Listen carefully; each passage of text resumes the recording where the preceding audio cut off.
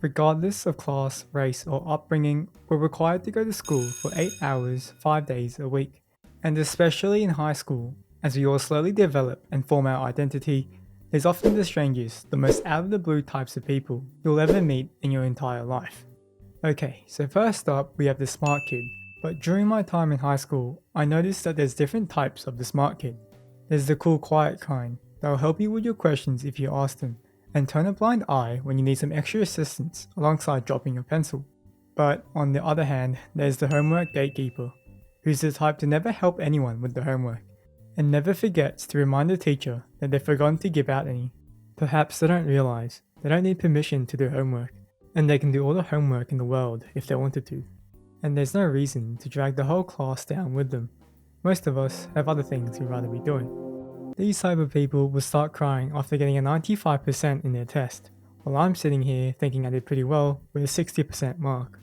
No one feels bad for them for not getting a perfect mark, and they're really just making the whole class feel bad. At the end of the day, it's just a math test. It's not that deep. The next one's a bit of a unique one, and it's not quite as common as the smart kid. But every so often, in the corner of your eye, you can sometimes spot the suitcase kid, dragging along a massive suitcase with the wheels making the same noise as when you push a shopping trolley over the sidewalk bumps. Looking like he's late for a transfer flight, you can usually see them scurrying for the next class along the hallway, and it's almost guaranteed that they'll always bump into others without apologizing or acknowledging that he'd just assaulted someone. Apparently, it's their world and we're just living in it.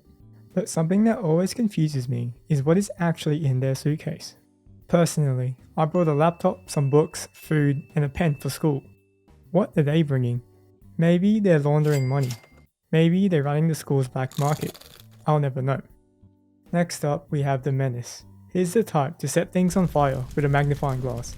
It will be the reason the whole class has to stay in after the bell. Is also the reason we'll have whole school assemblies for the teachers to discuss why all the toilet rolls have disappeared from the bathrooms. Both the students and the teachers all knew who was responsible. But since there was no proof, we would all sit there getting lectured and give the occasional stare at the culprit. These people wanted to see the world burn, and they seem to be emerging in bigger numbers nowadays. Or maybe that's just because of the bigger numbers of views they get when they hit a devious lick, which might seem funny at the time. But it's not so funny when there's nowhere to wash your hands because someone stole the sink, or when the school burns down because the fire alarm was stolen. Whether it be throwing a ball into a basket or hitting a puck with a stick, there are always athletes at every school. And usually there are two kinds. The nice ones, who train hard to do their best at the sport in order to keep their spot in a high league, and there's the cocky ones who think they're the best, but they're by far the worst on the team, and they're only in the team because their dad is the coach. It will be common to see the basketball players always smack the top of the doorframe when they walk in and out of a room. And when the bell rings, they'll dribble an imaginary ball around people in the hallway, breaking imaginary ankles and hitting imaginary crossovers.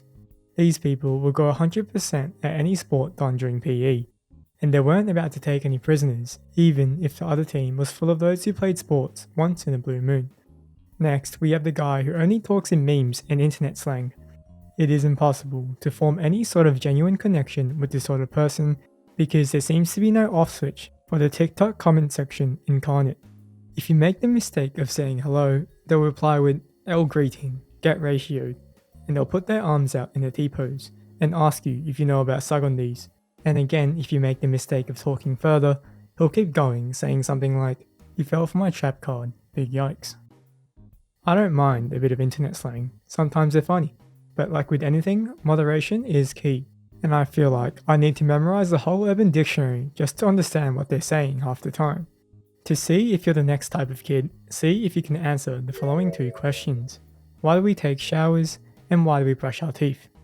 Most humans in the 21st century can answer these questions, but the type of people we're about to talk about didn't quite get the memo. And judging by their greasy looks and pungent smell when they walk by, they don't seem to believe in hygiene. The smelly kid is perhaps building up their immune system and not taking showers, because I bet if you get their saliva on one of those science agar plates, new undiscovered diseases will start growing. So we're only one handshake away from a quarantine 2.0 and Zoom class situation.